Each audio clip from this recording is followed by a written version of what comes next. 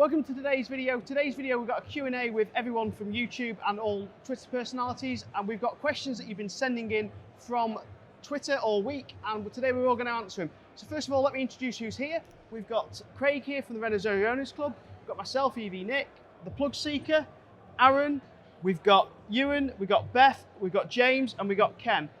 We'll go through who each they are while they explain who they are. So first of all, I'm Craig from the Renault Zoe Owners Club. I run the main site, Facebook page, Twitter. So if you've got a Zoe or any EV, head over and say hello. And I'm Nick. I make videos about the Renault Zoe and BMW i8 and BMW i3, and I do constant news and updates of the EV world. Hi, I'm the Plug Seeker, and I do a YouTube channel for electric cars and also a Twitter channel. Hi, I'm Aaron Russel. I've got a YouTube channel about 2018 Nissan Leaf and my journey with it over the next 4 years. Hi, I'm Dr. Euan Mcturk. I'm a battery electrochemist and an EV driver for a decade now, and also the creator of the YouTube channel pluglife Television. Hi, I'm Beth Lilly, and I'm an EV motorsport and racing and performance car specialist. Hi, I'm James of James and Kate. We run a YouTube channel. We're big EV advocates. So just search on Google or YouTube for James and Kate and our channel will come up. Everything you need to know about EVs. I'm Kenneth, EV Revolution Show. Flew in all the way from Canada. Boy, my arms are tired now. And provider of quality microphones, as you can see. So happy to be here. Thank you.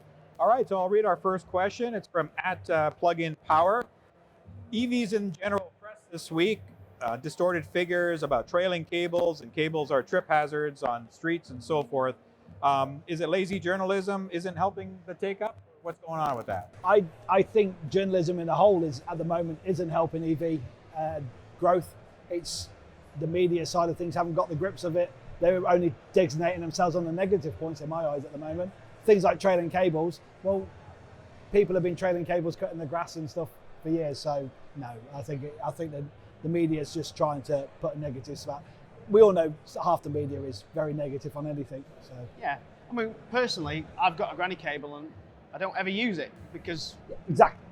Most of us have got home chargers. Yes, there's a couple of you that do have granny cables, and if you have the option to fit in a home charger, I would do it.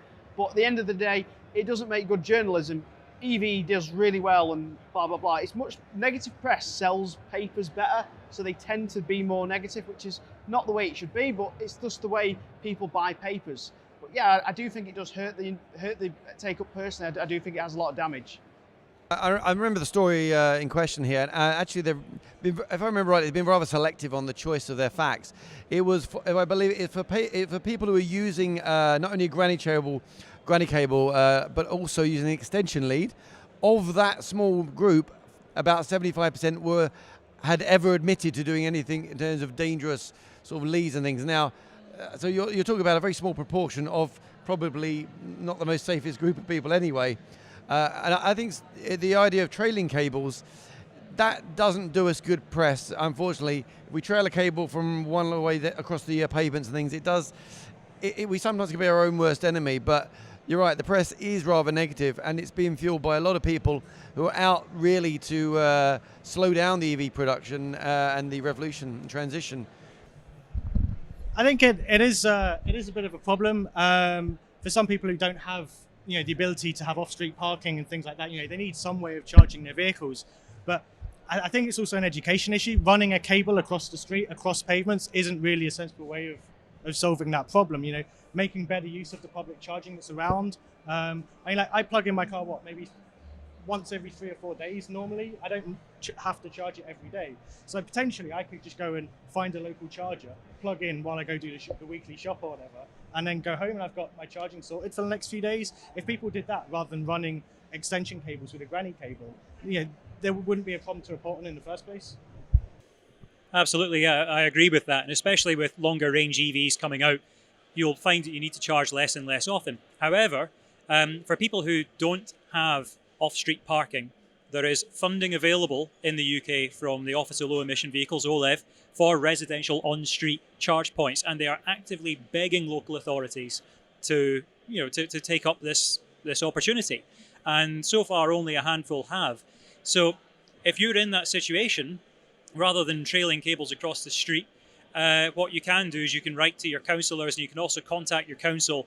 If they don't have a dedicated environment and EV officer, it's probably the roads lighting department because they are the most closely aligned to installing charge points and so on. And get them on board, tell them all this funding's available, just do it. And it can be a revenue earner for them as well. I think a lot of councils aren't necessarily aware that it's even an option, so people will contact the council and the councils won't have a clue. So you kind of have to do a little bit of the legwork of joining the dots up between OLEV and the council. But if you start getting those wheels turning, then you could potentially sort out a charging solution for yourself. 100%. And as you say, the opportunity is there. And the frustrating thing is that was not mentioned in any of the media coverage. They only mentioned this one very skewed report. I mean, that 75% people daisy chaining stuff, that is nonsense, from the experience of many EV drivers here. I've never even used a granny cable for my car. Well, there we go. Exactly, yeah. It's very much a minority case. And if you do use an extension cable, always make sure there's at least the same amperage as your granny cable is rated to on the fuse. And also make sure it's properly weatherproofed. That's the important thing. But it's disappointing that journalists are just taking this information from a very skewed report, and they're not countering it by going to actual EV owners and EV organisations who can tell them the truth. They're just blindly believing skewed surveys, and that's a real shame.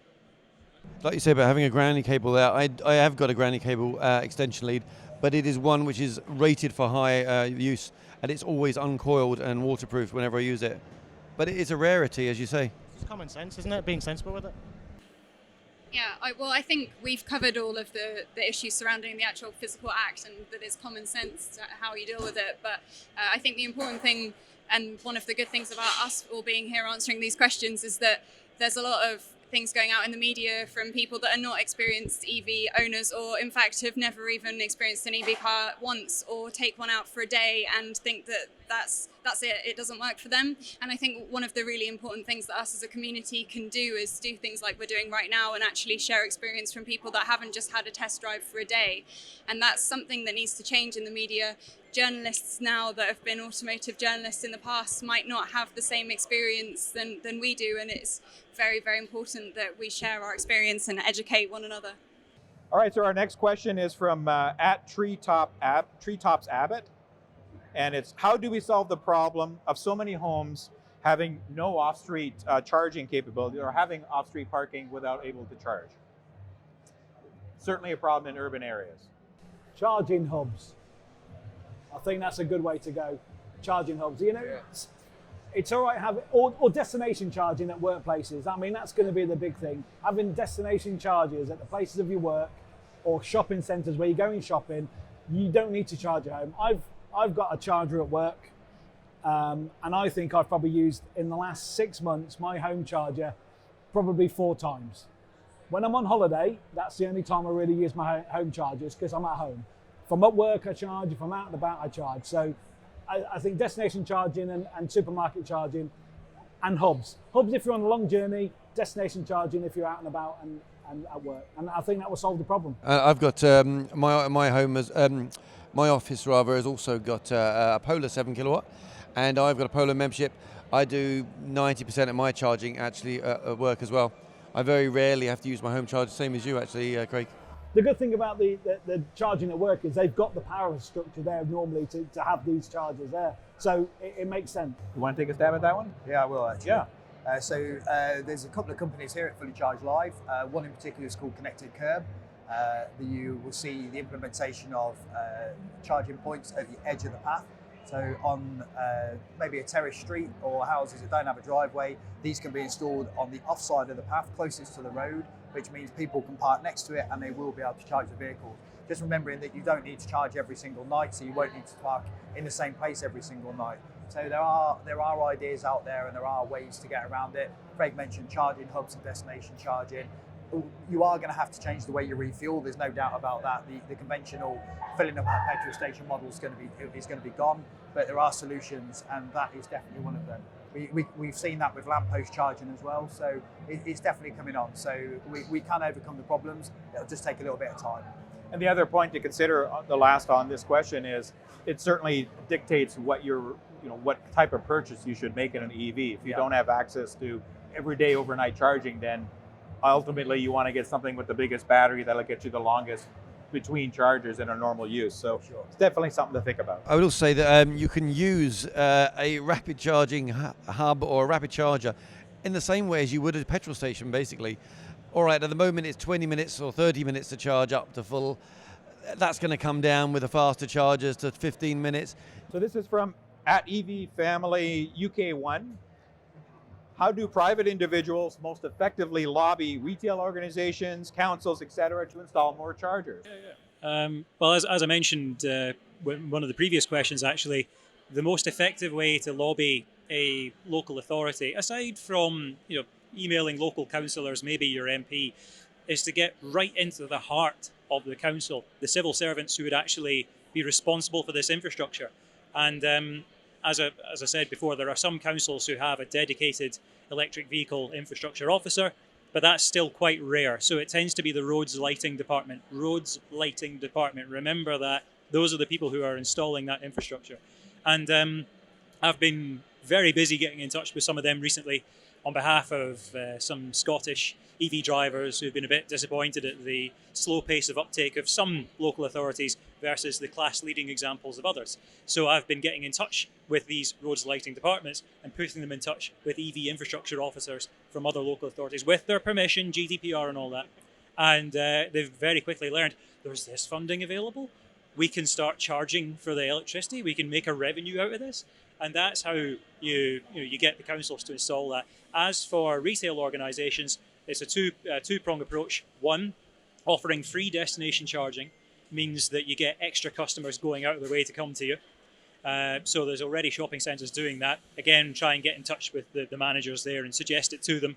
And two, there are privateer networks like Instavolt and Engenie who specialise in leasing some grounds from a car park of a business and then putting their charge points on there, charging you for the electricity, and then the retail business who they're renting that ground from gets a share of the profit. And that normally makes the retail organisation go, additional revenue stream?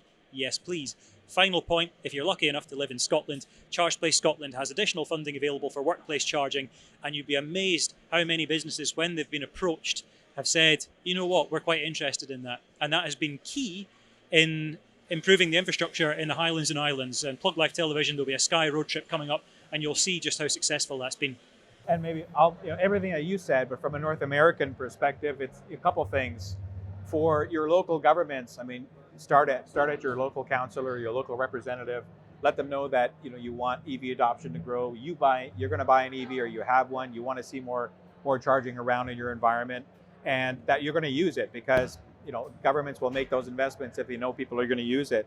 From a retail commercial, simply when you're at a retail establishment, you think it's a good opportunity for a charger, let them know that. Say you'd love to have an EV charger, or you come there because they have an EV charger. Sometimes I'll stay at hotels and I'll specifically find one that has a charger, and I'll let them know, I came here because you had a charger. And you got to give them that feedback, and that's one really great way to grow that potential business, because it is an expensive investment. It can be for organizations. It's quite important to remember that a lot of councils as well have funding for this and don't spend it. Correct, which yeah. is really frustrating. It's all very regional as far as who has funding, who doesn't have funding. So definitely check with your local levels to see what's going on. And also say the Polar Network has teamed up with restaurants like the Harvesters and also the Travel-Ins, and that's now been a really, really positive thing. And we've got they're really good ultra chargers there. And as you said, I will usually choose to go to a hotel now that has got a rapid charger with it, and I'll preference that over one that hasn't. And I, as you say, when I go there, I say I chose this hotel because you've got charging facilities for my electric car. And I think that feeds back, and then people start to click, oh, hold on, the people are coming to my hotel because they've got a charger. Right, we should do that in our branch down the road. Yeah, I mean, that's the important thing. The private sector itself will move itself along, because installing chargers increase business, and it makes business sense to fit chargers. So the private sector should look after itself. So this question is for everybody to answer, because they asked for everybody. What is everybody's favorite electric vehicle? Oh, yes, @She's Electric. Yes, thank you. We love you, Al. My favourite electric vehicle. It's not out yet.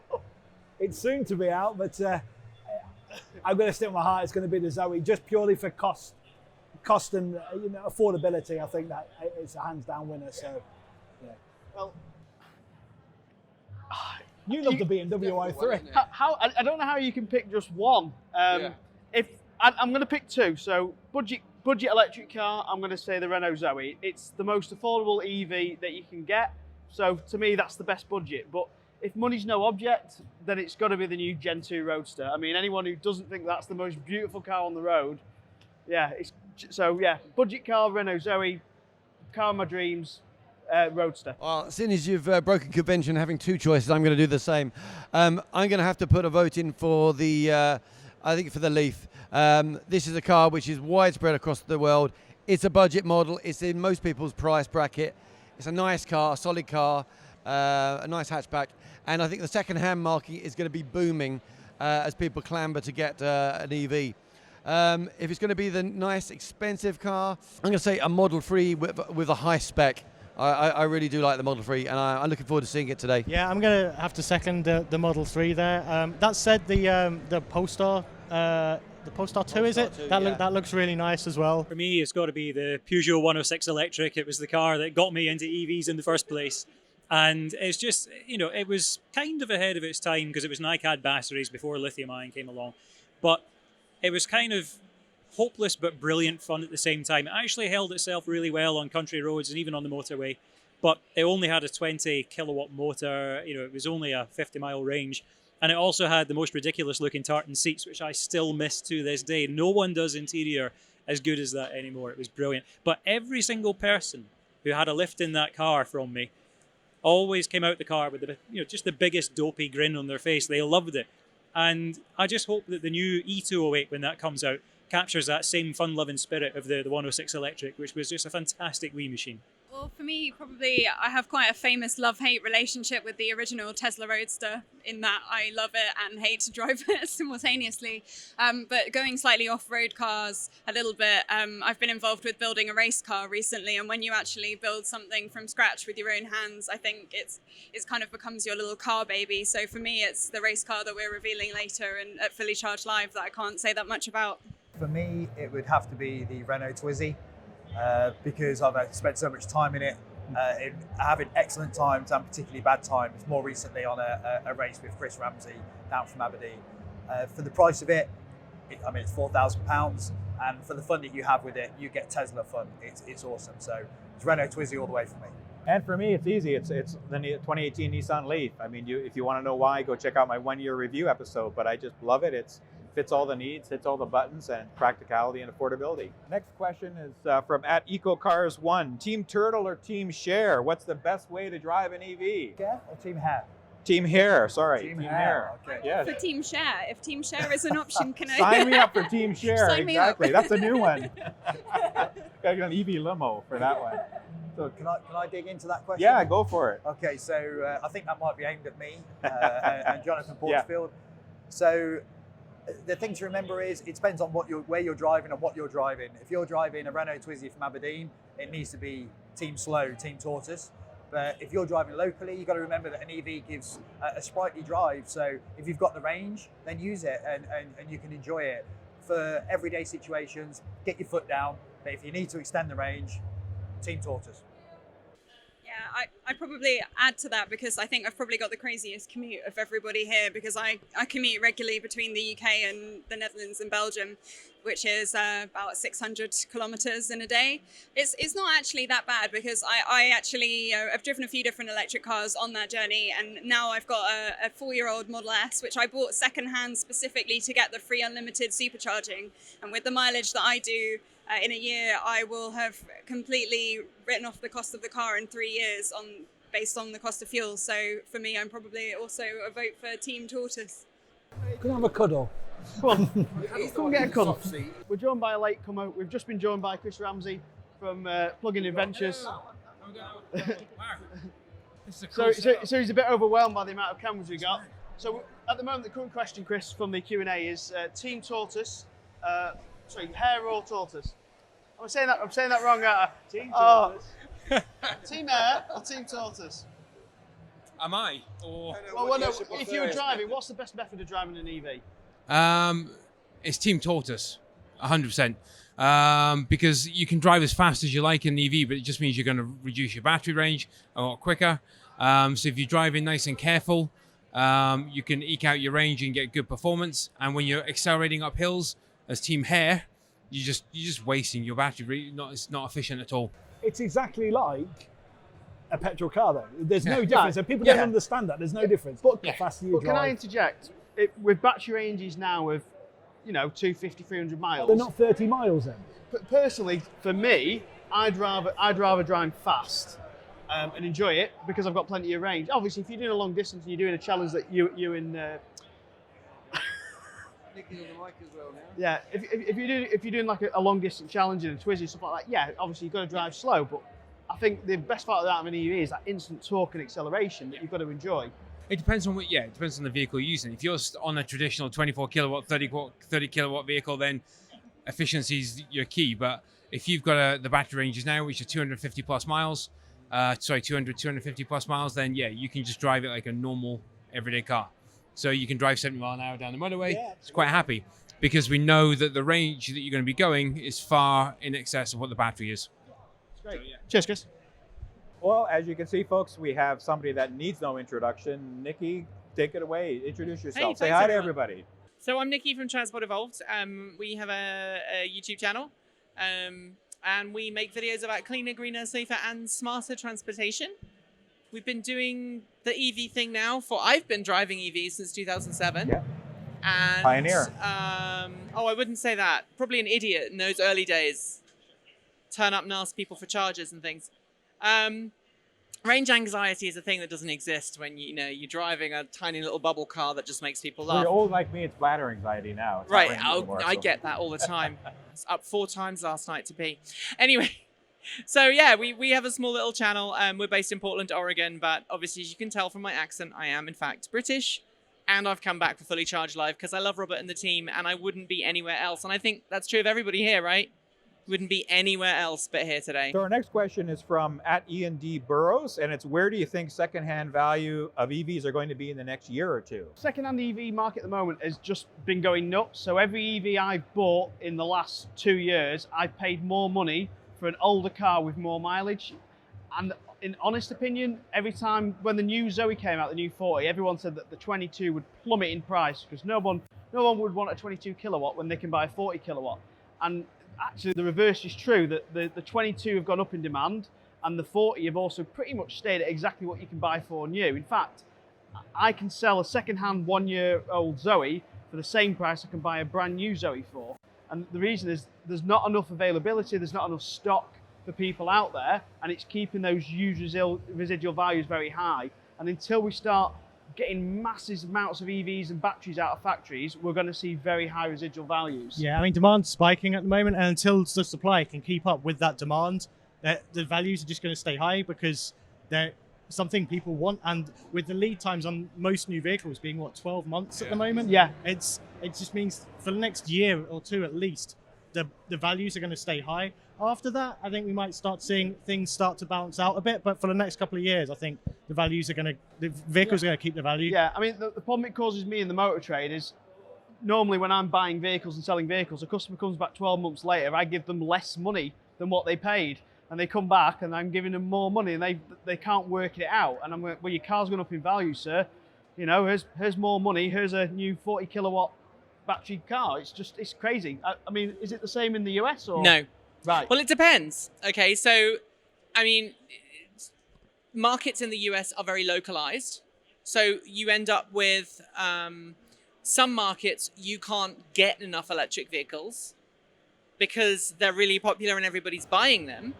I presume we're talking about California there then. California, Oregon, there's pretty high demand. All up the West Coast, basically. In other markets, you've got people who either don't want to sell you a new EV, so used EV prices or whatever the person selling it can get for it. But we also have issues with the market values of certain cars are going up and certain ones are going down. The Leaf, the bottom's dropped out of the Leaf valuation. No one wants a Leaf used. I mean, you can sell them, but the value, and we had our Leaf valued and it was worth a lot less than the money we still owed on it. and we've only got 1 year left before the car is completely ours. Whereas our Bolt has gone up in value because the Bolt is a long-range EV. It's got a good track record. It's reliable. And there's no sign of battery degradation. So I would say it's a little more contextual. And I think probably the same is true for Teslas. Teslas are holding up in value compared to other vehicles on the market. But some other vehicles, the market doesn't value them very well. And it's for different reasons. You'll know this. If you're leasing a Fiat 500e, for example, Fiat did ridiculously low lease deals. Like it was $99 a month, I think. And same with the Smart, right? $99 a month. And Yes, you can they were betting behind on the high wheel. residual values for the second-hand market. So they are, no, they're losing their shirts. They have to be. You can get a used Fiat 500e for less than 10,000 that's 2 years old. Now, it doesn't have rapid charging. Same with the Smart. Don't have rapid charging. You can buy a used Smart for what, 5,000, 6,000? I don't know if it's the same for UK, but about it's 8 or 9 Canadian, 10 grand. Yeah. It's stupidly cheap because cars are coming off lease, and you can buy a new one very often, as you were saying, for not much more, with more range. So what's the point in buying a used EV at that point? Now, you see, I've got a question that this is regarding used EV values being that low, and Euan might be able to answer this. If you can buy a used EV Nissan Leaf or something with a 24 kilowatt battery for $5,000, what's the Tesla Powerwall in the US at the moment? Honestly, I don't know. Ken, do you remember what the Powerwall is worth? It's like 20 something, isn't it? No, it's 10. They're from 10 to 20 grand. 10 to Canadian, 20 grand. Yeah. Could you buy a used EV and use it as a Powerwall in your house? Vehicle to grid. If you have a vehicle to grid charger on your house, Yeah. then theoretically you could do that. In fact, What if you took the pack out and bought all the? Could you convert an EV battery? Just drop the battery out, scrap the body, and yeah, they are. That's taking modules out and making like a smaller module setup. So it's 6 kilowatt hours. BMW have been lazy. What they've done is they've taken the entire pack out of an i3 and gone onto the wall. So 20 odd kilowatt hours of capacity. And as they rightly argue, because for a given load, say 4 kilowatts, the bigger the battery, the lower the equivalent C rate is for that. So they're actually having a very easy, very lazy life. And that means they will last even longer than the X storage pack, which is 6 kilowatt hours. So yeah, that's a really good shout, especially as a rival to the Tesla Powerwall. Get the cheapest vehicle to grid compatible EV on the market, Sorn it, just declare it off-road, stick it on your driveway with a vehicle to grid charger, and then you, in an emergency situation, can pop down to the shops in it, in your grid storage batteries. So I've got a project for you. Yeah. Bring it. People are taking batteries out of EVs all the time, like crash ones. The market for used Model S batteries is crazy in the States. You guys have heard of EV West, right? Yes, yeah. They sell Tesla battery packs for converted cars, and you can also put them in Powerwalls. It depends how brainy or insane you are. I think there's a line, right, between brainy and insane. Try this at home. Can I ask you then, Nick, as somebody who's got a Nissan Leaf coming up to the end of a PCP, a used Nissan Leaf for it'll have probably about 40,000 on it by the end. Am I better holding on to that for a few years longer if it's within my usage and waiting, or looking for something new? What's probably best financially these days? I always say, do what's best for you. So if the EV what you've got now does your needs, keep it. If you need to upgrade because you need a bigger battery pack, change. If I tell you to do one thing or another and the market does the opposite, I'll always be blamed. So do what's best for you right now. If you need more range, change your EV now. If you can wait and you want a bigger EV later and you're happy with the range it's got now, then wait. No, I was just going to say, just to you guys, the panel, if you think the question that we've been posed about used values, I mean, if you think about petrol and diesel cars, who in the world now has, apart from classic cars, who now is in equity in their used car? And we've got electric vehicles that people are in equity. Yeah. And some people bought a car and now it's thousands of pounds more than what they bought it for. It's just it's a phenomenon, bizarre industry. But it's great. It's unheard of, and again, it's almost like it's similar to kind of the smartphone or tablet argument of the technology is improving all the time. Do I buy one now and then it will be eclipsed technologically by another EV in the future? And the same goes for a second-hand EV. If you don't already have an EV, buy one now, because they're just, even my 24 kilowatt hour Nissan Leaf has proven itself to be incredibly capable, far more capable than I'd ever expected, and that's why my Honda Insight has more than once seized up on the driveway just through lack of use, because the Leaf is just so capable. So in terms of residual values, for the lower end models in the UK, they are increasing, but definitely get on board if you don't have one now. Just start enjoying the savings. It's more drivable, it's more reliable. You'll be less stressed out with it, and just go for it. As you say, petrol and diesel prices, the residual values on them are just falling off a cliff. So you're probably quids in the sooner you do it. I mean, in terms of range and battery and keeping the car that's right for you in terms of the battery size, people look at me and maybe think, what do I drive? I still drive a 24 kilowatt Leaf. And, because it's got the range. You did come here on a bike, though. Yeah, well, I did come here on an e-bike, yeah, but that's a little bit different. That actually had an 80-mile battery, bigger than my my Nissan Leaf, but I've still got a 24 kilowatt Leaf because it suits everything that I do. To be honest, though, if there's anybody who's proved that a 24 kilowatt hour Leaf can do anything, I'm just saying. Yeah, that's quite a commute there. I mean, if anyone on my channel doesn't actually know who Chris is, he did the Mongolian rally in a Nissan Leaf, and there's video on your channel of it? Yeah, there's videos on the channel. I mean, I think one or two websites might have it online as well, so there's a few stories there. Check out how he charged it. I mean, back to the other question before about trailing leads. See how Chris charged, and then you really consider what a trailing lead is. So go to the next question from @SmallBigChange replying. What's more important, a large battery or super fast charging? Super fast charging is the future. Do you know what? I think, straight ahead. I think 300 mile, 350 mile range is going to be the maximum. Maybe 400, but it's got to get to speed of charging, because we all want to pull in like that petrol station and fill up as quick as we can. So if they can get 250, 300 miles in 15 minutes, I think we've nailed it. But I'm sure Euan's going to be able to tell us a lot more about that. Yeah, I noticed all the eyes kind of like, okay, over to the Electrochemist. On the point of longer range, certainly within Europe, admittedly, in the US or North America in general, it's a completely different market with really long distances. So having a bigger battery helps there.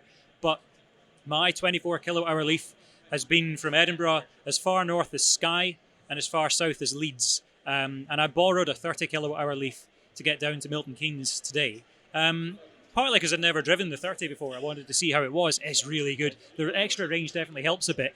But, there's sufficient charging infrastructure for rapid charging. And I don't mind waiting 10, 15 minutes every 100, 150 miles. And it's not so much, actually, it's not so much waiting. You get out, stretch your legs, comfort break, grab a drink and a sandwich, answer my legion of screaming fans on Twitter. And by the time that's done, I look up, it's like, oh shoot, the car was ready 5 minutes ago. So yeah, fast charging, actually 50 kilowatt rapid charging is considerably more rapid than some people might think.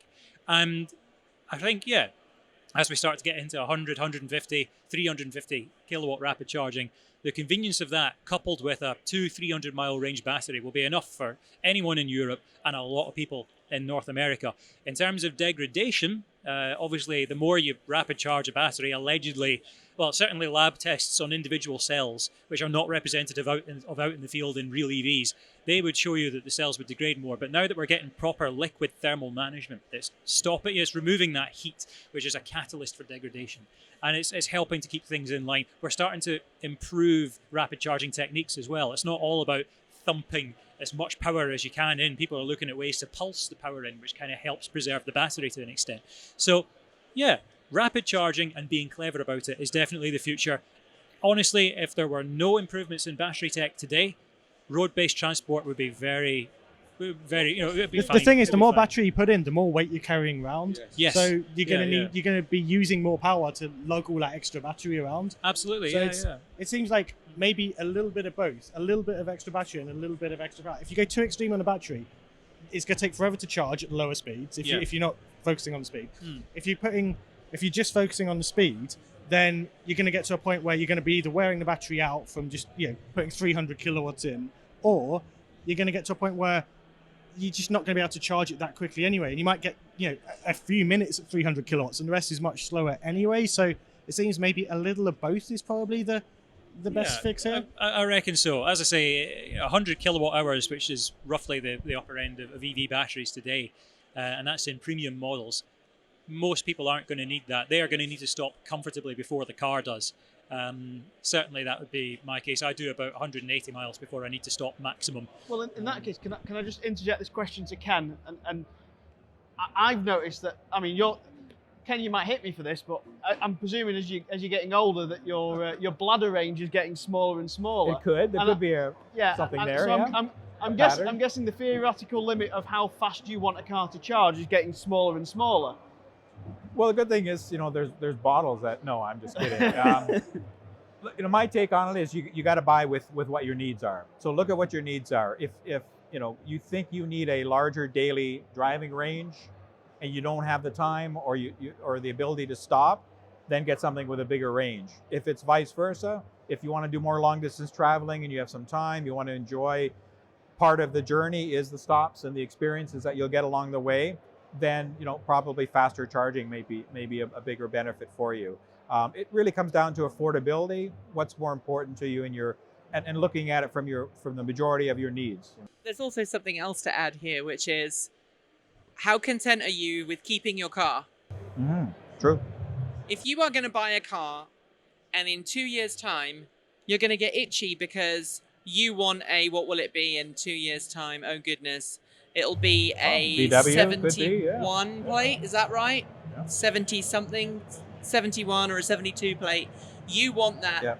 Because over in the UK, obviously, because of the way our registration license plate system, most people don't know this, but in the UK, our license plates are based on the year in which our vehicles are first registered, and our license plates stay with the car. I'm sure Nick can explain it better than I can, because I don't. It's just the license plates and everything, and the fact that it's a year-based system, and a lot of people do just change their car because they can then go, oh, I've got a 2000 and whatever.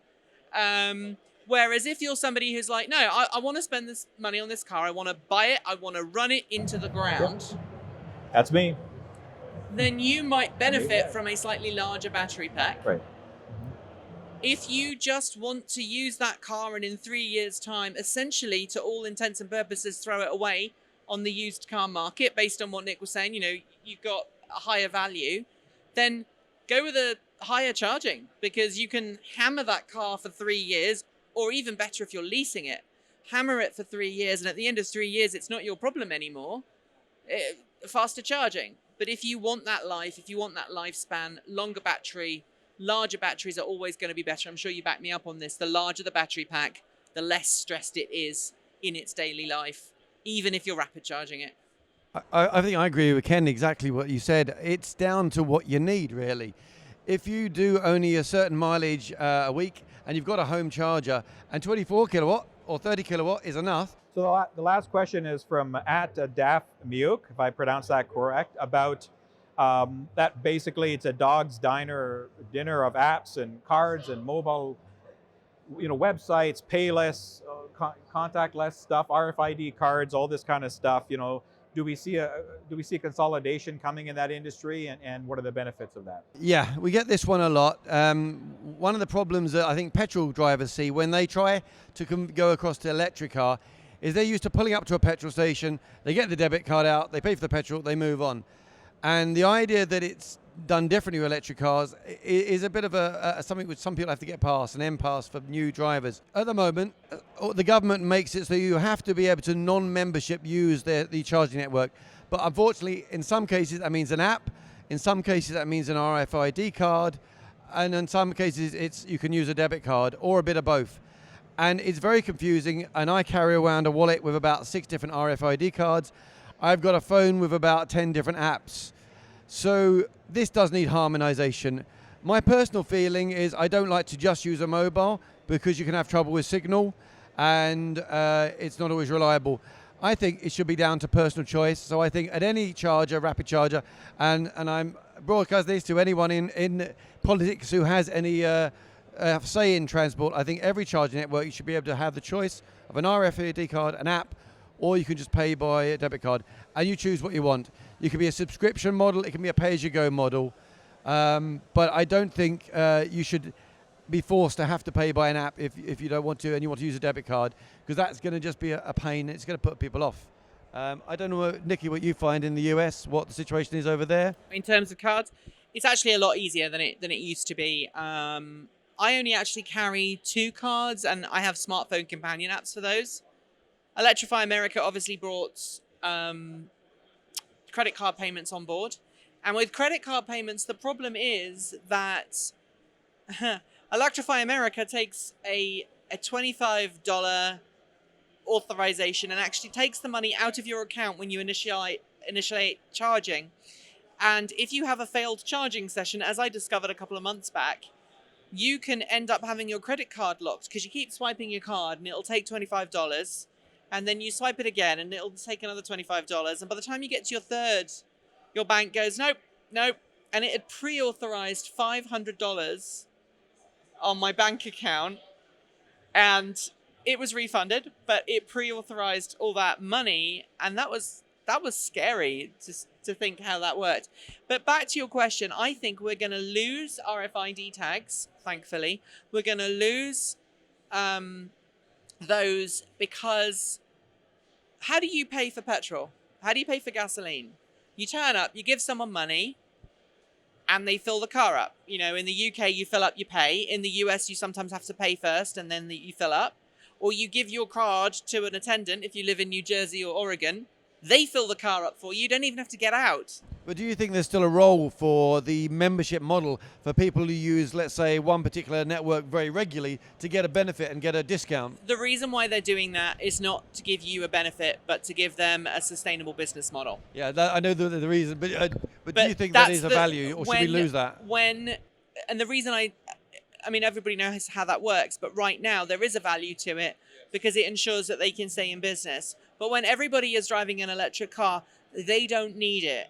And I think what the ultimate vision of the future is going to be, and I've forgotten the name of it, and I'm hoping you can remind me, there is a charging, and the next generation of charger protocols that allows data transmission between the charging station and the car, and it's like a handshake. It's what Tesla does, essentially. Also, there's a network in Holland called FastNed, which does pretty much the same thing. You draw in, it recognizes your number plate, it recognizes your bank details that's already on the system, and you just plug in.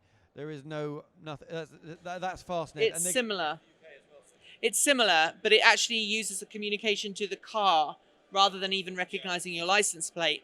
And at that point, then you can tie it to a bank account where it's automatically taken out, or you could even have it connected to your utility. And I think ultimately that's what we're going to see. We're seeing utilities. There's a reason why Ecotricity is into charging stations. It's not to help. I mean, they probably hate me saying this, but it's not to push necessarily electric vehicles. It's to support electric vehicles so that people will be using Ecotricity for their homes as well as cars. For them, charging is not a primary business. It's a secondary business model. And and lastly, from a Canadian perspective, it's very similar to what you said, Nikki. On the U.S. front, I mean, we have all the U.S. players, ChargePoint and others that are up in Canada. We do have some Canadian companies that have branched out, and we have more that are coming because we have such a vast area like the U.S. to cover, and such a very challenging terrain and geography of our makeup of our country. Most of the population is in the southern part of our country, so that's where we're seeing a proliferation of charging stations. We still have vast gaps and we can't really go across Canada and stay in Canada, and charge all the time. So there's a lot of networks. You mentioned, petrol and gas stations. Petro-Canada, our national gas retailer for cars, is now launching an initiative to put charging stations in cross-Canada mode for a lot of their stations, because they'd rather get if they're not going to get your fuel business, they want to get your electricity business. Right, because the same thing is gas stations don't make money on gas. That's right. Yeah. It's when you stop there and get they pack of make money smokes on or your whatever, ho-hos or right? whatever else you're Exactly. buying in the window. Big, but good profit margins. So same thing. They want to keep you there, and they'll build fancier outlets, you know, with little stores and stuff that you can sit in. To answer, yeah, there is certainly a collapse in and a consolidation of back payment systems that are happening, as you mentioned, in the marketplace. I think that'll continue. Companies, you know, with Apple Pay and some of these other behind the scenes, I think it'll get more easy so that it's either one app or one card will get you multiple access. Yeah, I think over time you might see some of these networks band together and maybe have like one app that works across like a few networks, but that might take some time for them to really see the benefits of that. And as they're starting up and maybe they're just getting a few points out there initially, some of the smaller networks in the UK, it's easier for them to just go it alone in the outset and then maybe think about that stuff later on. Thanks very much then for watching this Q&A session. Please go down in the description. All our channel links are there. Please go and subscribe to every single one of us. We represent every little part of the UK and obviously the US and Canada. Thanks very much. We'll see you again next week. Goodbye. See you later. Bye. Thank you. Right. Oh. Sorry, I was a lot late. of editing.